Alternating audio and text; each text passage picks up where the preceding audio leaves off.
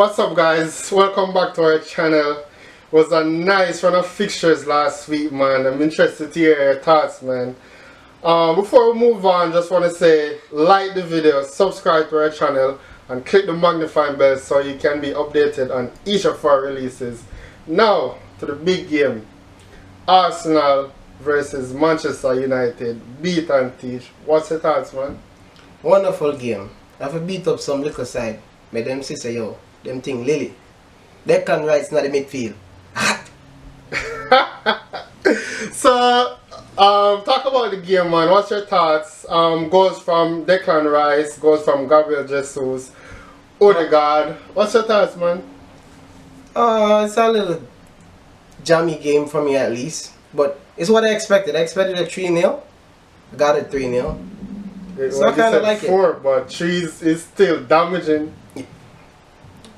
I like that last goal so much. That last goal, Gabriel Jesus, the way he sent Diego Dalot to Mars, gonna look for the stars. Obviously some good performance in the games, but I just want to focus on Martin Odegaard. He has been amazing.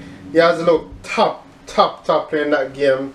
And he was just plain and simple the best midfielder and in that game. What's your thoughts? Yeah, this is the thing with United fans talking about, oh, Bruno Fernandes is better than Odegaard. Come on now.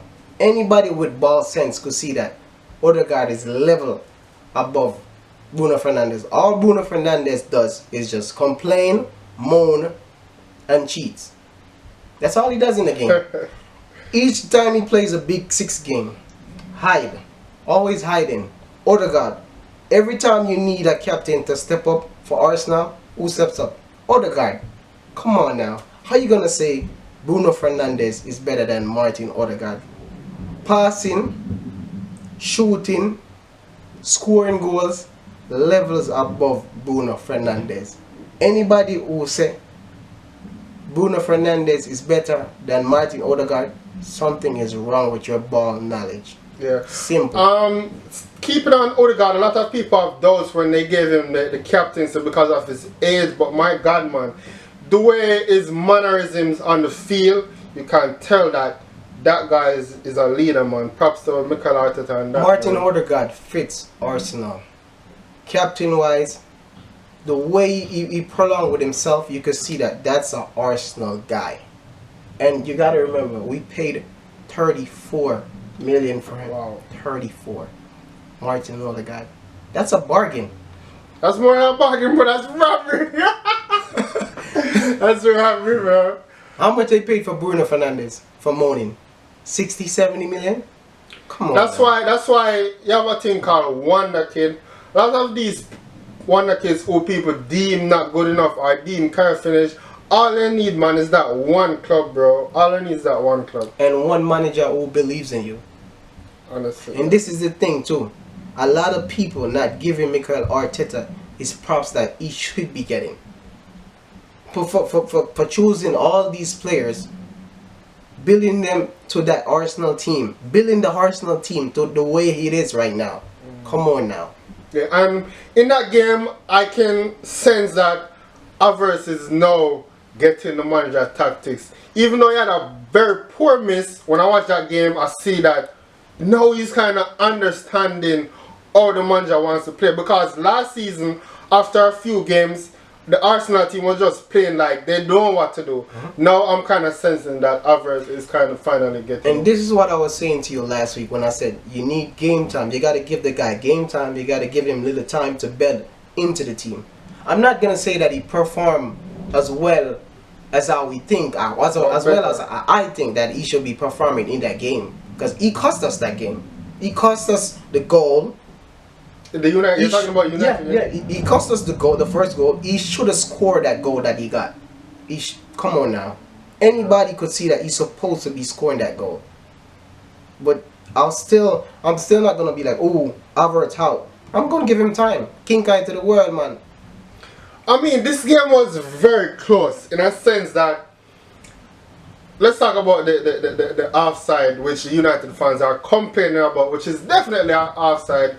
Brilliant piece of defending from Gabriel Magalhaes.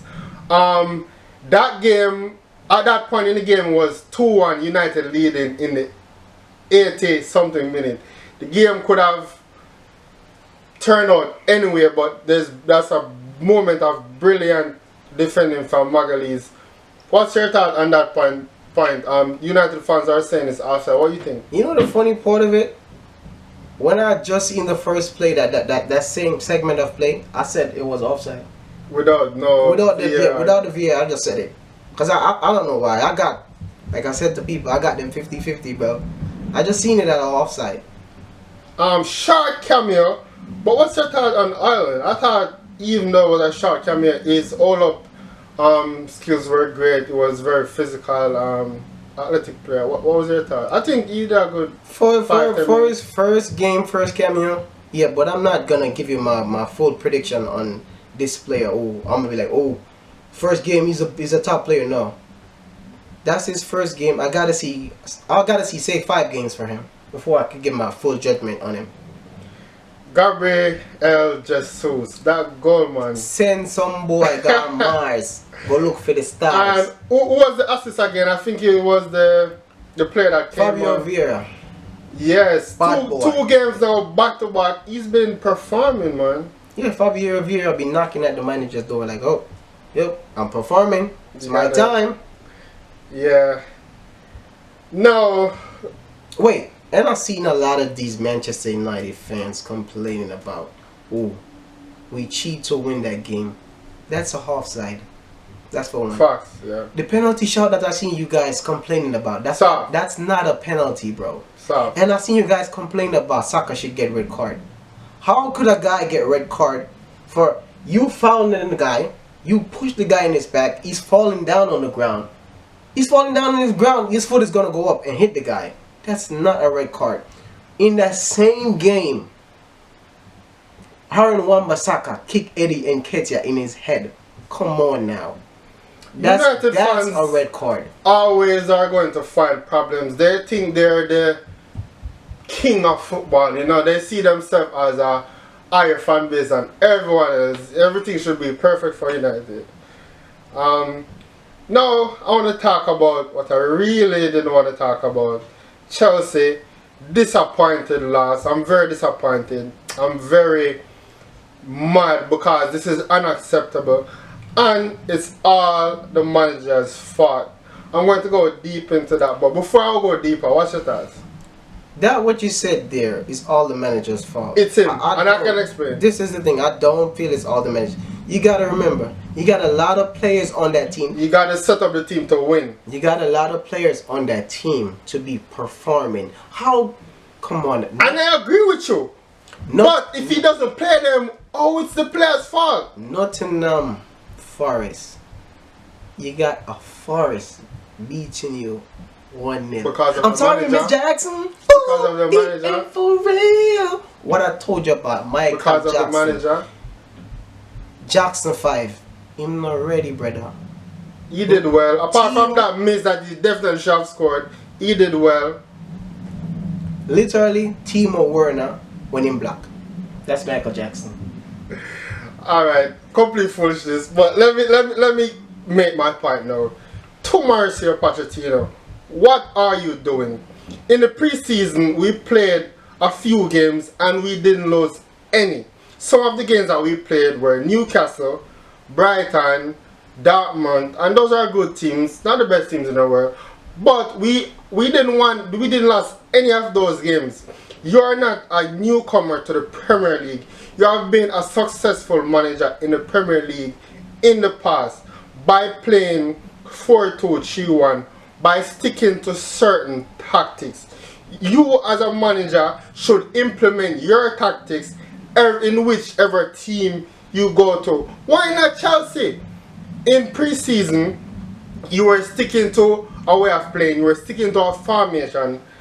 During the Liverpool game, you changed that formation, which is understandable. Liverpool is a very attacking team. You might tweak the tactics, but why did you not stick to what you were implementing in the preseason in the rest of the games apart from Liverpool?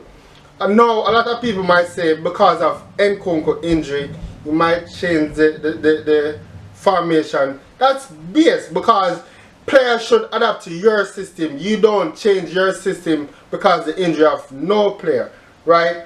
No, you're playing Chilwell at left wing, and you're sticking with right at 5 at the back. Why? It doesn't work, and it has never worked. You have no weakness in the squad in terms of talent in the squad. Play them and stick to what you know, and I think that is what cost us the game. This is the thing with me and the Chelsea thing that you're saying. You're saying that it's the manager's fault. For me, it's no. I believe that some of these players that you guys are hyping up are not it. Ben Chilwell, not it. Enzo Fernandez, not it. And I said this again. Raheem Sterling. Last week you were like, oh, I apologize to sincerely to Raheem rather Sterling. And I told you. Raheem Sterling was just playing on his level. That's why he was performing. He played well. He's not the best performer. Raheem Sterling, not it. Apart from the miss, Nicholas Jackson played well also. But back to the tactics. You're setting up 5 defenders and a 3-man midfield who have the same similarities. Gallagher, Enzo, Caicedo. Who is going to be in the attack? Who is going to provide support in the attack with Nicholas Jackson and Sterling? Basically 2 attackers out of 11 players. You cannot break down a team with 2 attackers. From I've been watching Chelsea all over these years, YouTube, Chelsea's been still playing the same lineup every year. Back 3. And it didn't work. Pochettino, good manager. But the Chelsea job, I believe that job is too big for him. Pochettino should have got to a club where it's not going to give him this big public, everybody eyes on him. I think so too. I thought that was the wrong hire. That's just me. So who you think should have been the perfect manager for Chelsea? Young manager, successful manager, a manager with tactical strengths. That man was Julian Nagelsmann. They didn't get him for some reason. I was disappointed. Yeah, let's keep even the other one, the Barca former coach. I think you'd have did a better job also, but I don't know, man. Let's skip to the next game. Manchester City versus Fulham. Patrick Vieira, man. I believe that Fulham was cheated in that game. And I believe after they were cheated, they lost our confidence and completely went to shreds after that, man. This is the thing why I say certain ref give certain teams a lot of favors. Manchester City is one of those teams too. I started to notice that since lately. Because there's nowhere on earth you're supposed to be giving that goal. The guy was clearly in front of the goalie, high side. And he reacted to the ball. And he was blocking the keeper. In a perfect situation, if you're onside, you do nothing, and then the other team comes into the play. He reacted to the ball, and he was on an offside position. That's half-time, and that's unacceptable, man. And I don't know how long the league is going to keep up with this mess. Really don't know. Liverpool versus Aston Villa. Liverpool is looking good. Coming from an Arsenal fan, yeah. Liverpool is looking good. And they've made a phenomenal signing, Gavin Birch, former Ajax player. I think he's a solid player, man. He was wasted at Bayern. I don't know why he goes to that team. But I think if he starts, he's going to make a big impact. Dominic Szoboszlai, that's the guy. You're a fan, right? I always like that player. Always. No, but McAllister. No, I'm just playing, man. Yeah, Szoboszlai is that guy. Szoboszlai, he's the guy. And you see, when they finally take out Trent from a defense and put him in the midfield, he's playing. He's balling out in the midfield. Yeah, he's not a wide back at all. But let's move into a more serious matter. A matter which I'm infuriated by because it is total BS. Sancho and Ten Hag. I want to hear your thoughts first. This is my thing. This Ten Hag guy, 1 Hag, 2 Hag, Hagman. Something is wrong with this guy. He's having problem with. I know what is wrong with him. He's having problems with a lot of players. That's showing me that something is wrong with you. Poor man management. First, you got a problem with Cristiano Ronaldo. I remember, I don't know if you remember, he had a problem with Marcus Rashford when Rashford did on fire. Mm-hmm. He had problems with, what's this guy name? Harry Maguire. Yeah, but we know Harry Maguire is not it. Now Sancho.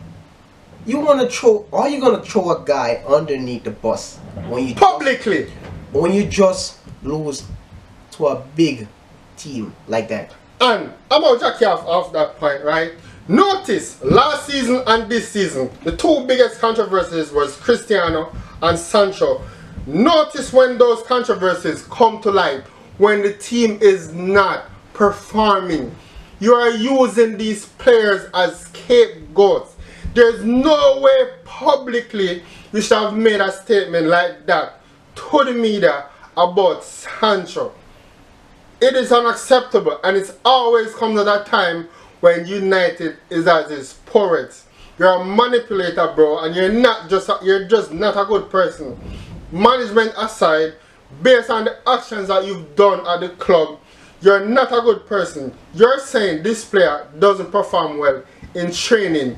Now, I want to know what level Manchester United is at where Anthony is performing well in training. What level are you guys really at that Anthony is performing well in training and playing like that in games? I don't believe it, bro. I don't believe it. Sancho has been... It's not just Anthony alone. A lot of players in that team shouldn't be that. Harry Maguire. You're gonna tell me that Harry Maguire is training better than Sancho, performing better than Sancho? I'm not accepting. Eriksen. Come on now. No, Eriksen has been okay.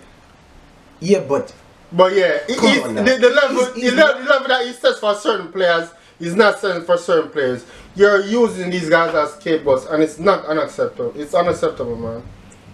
If you do got a problem, me as a manager, if I do got a problem with one of my players, I'm not gonna throw no players on the bus like that. If they did something in training, I didn't like it, and the media comes towards me like, oh, what happened to this player? I'm gonna tell a lie. It's an internal issue. I'm not going to speak much about it. As more information is available, I'll let you know. Here's done.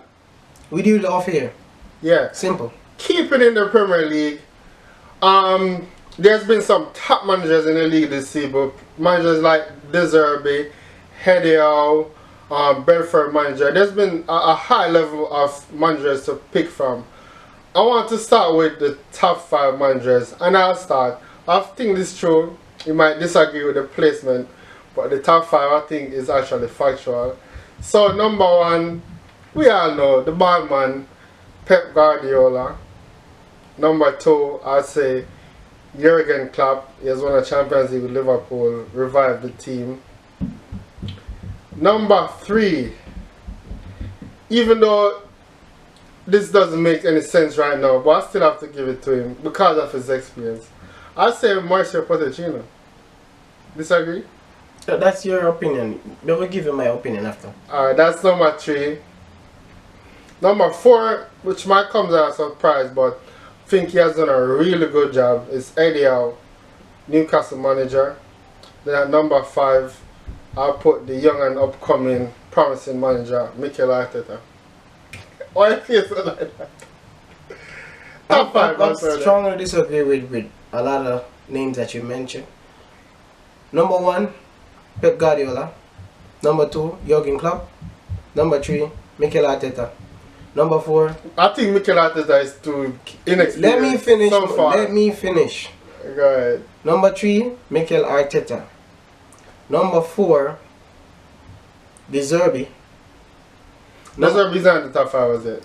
But he's been performing really well though. Can I finish mine? Number 4, De Zerbi. Number 5.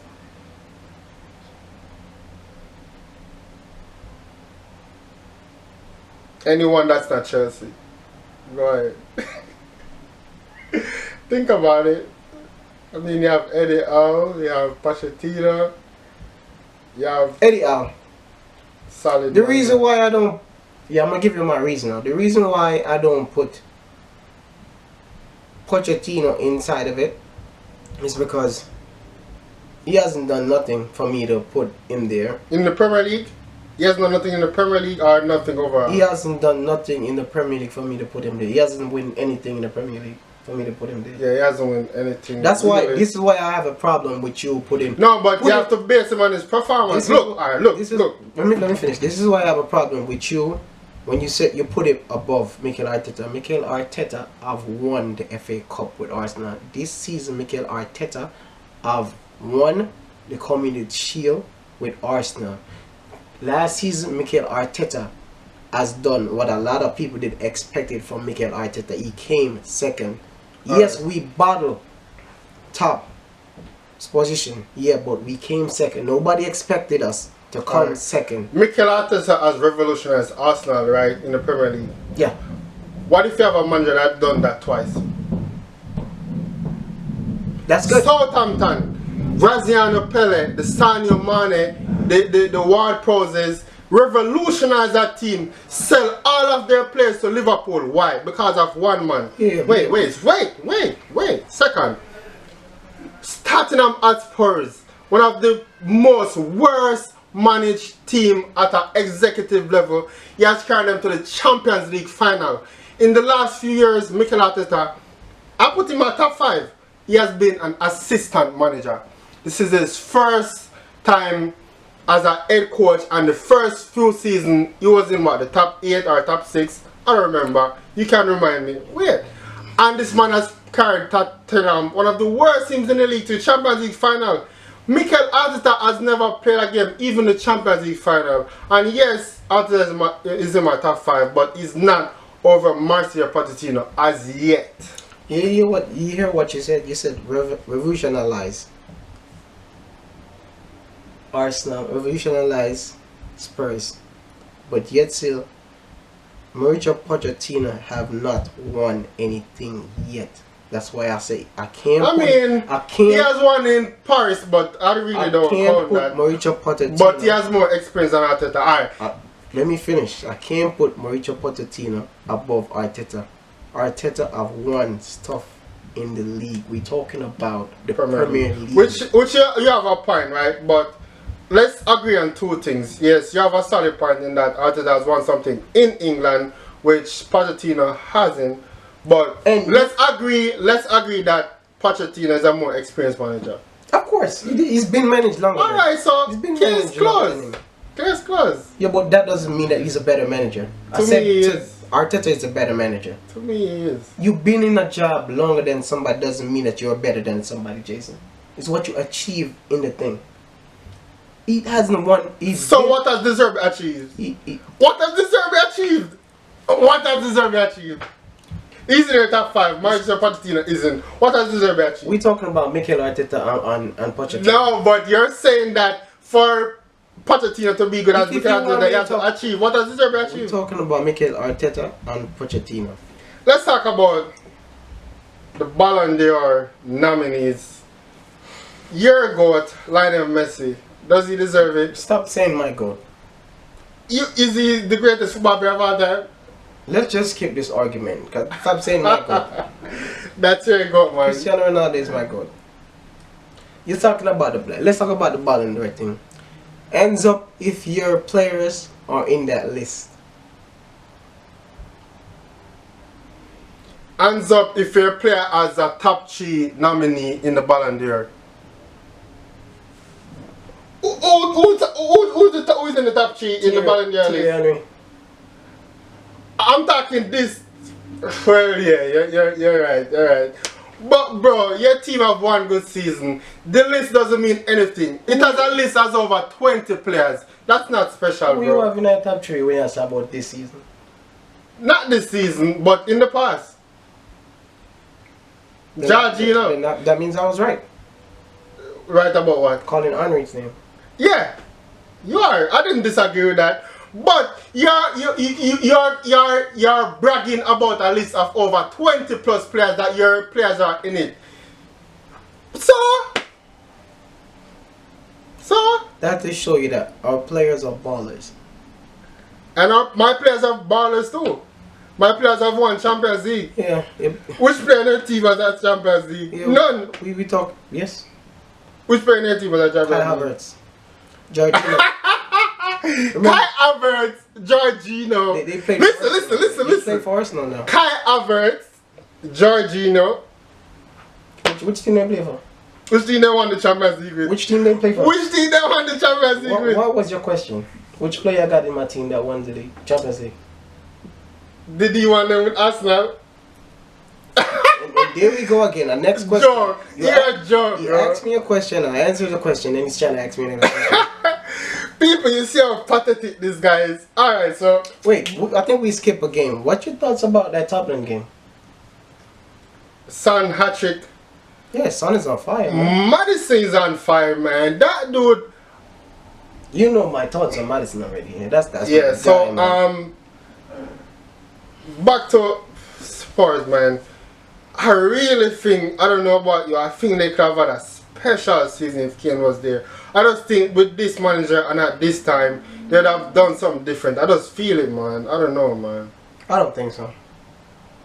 Alright, so top two, Erling Haaland, Lionel Messi. Who wins it and why? If Erling Haaland no win the Ballon d'Or, this don't even make sense. But if he don't win, it's rigged. How could you score so much goals in the league? How could you win everything there is to win club wise and still not win the Ballon d'Or? You want to know the excuse for that? Which they are going to say the World Cup. Which is totally crap. Bro, this is an individual award based on statistics in my eye. 16 goals and 16 assists cannot win your Ballon d'Or, bro, unless you play a different position. But you're an attacker.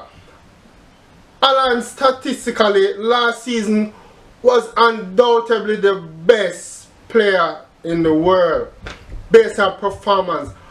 How is he not winning it? And I'm going to guarantee you Messi is going to win it. Yeah, that's why I said. And his fans are going to justify it. And another thing, Messi fans, what are they not seeing that regular football fans are not seeing? What is this obsession?